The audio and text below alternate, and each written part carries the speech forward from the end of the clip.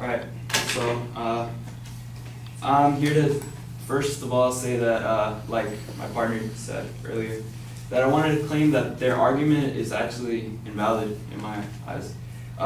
They say that their claim is that the SAT should be removed in college admissions basing college admissions. And I believe that it's not actually required at every school, like they claim in their claim. They don't claim that it's required in every school, but they claim that it's required. So the ambiguity in their statement actually kind of causes some little bit of confusion.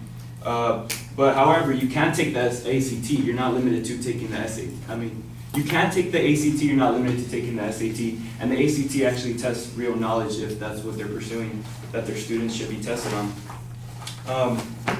Also, I wanted to say that they also mentioned that some tests. This test doesn't it doesn't measure creativity. It doesn't measure any of these other skills. But I'm here to say that like what test does measure creativity? Like if we make a test that measures creativity, now we're offending the kids who aren't creative, because in their case, the SAT is it's kind of discriminating against the kids who don't do well on tests. But if we make a test for creativity, we're going to be discriminating against the kids who aren't creative. In their case, should we just go tell kids to go build a house to test their construction skills? Some kids who can't build a house, like it's kind of weird. Like nothing's perfect, and that leads me to my next point. That nothing's perfect. We cannot afford to ignore tests because they fall short of perfection or make us uncomfortable. It's the best we have right now, and that's what we should probably stick with.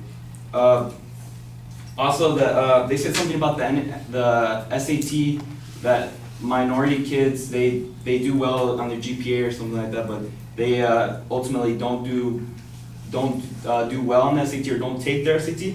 But the SAT fee is actually waived for many students. It's actually waived for 20% of SAT takers actually utilize this fee waiver.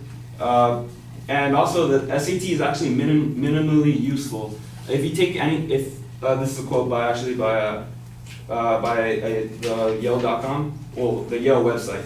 And in an interview Wednesday, Arthur Ho, the college's admissions dean from 1952 to 1965, called the SAT a minimally useful test. But he added, throwing out anything that's useful is unwise. The test can be one little clue to help you think intelligently about a candidate. Another thing that I want to mention was like the CSAT and the MKAT, like tests to get you into medical school. How do you know that these tests? If you take away these tests, how are you going to know that your people entering that field are going to be effective, like my partner stated earlier?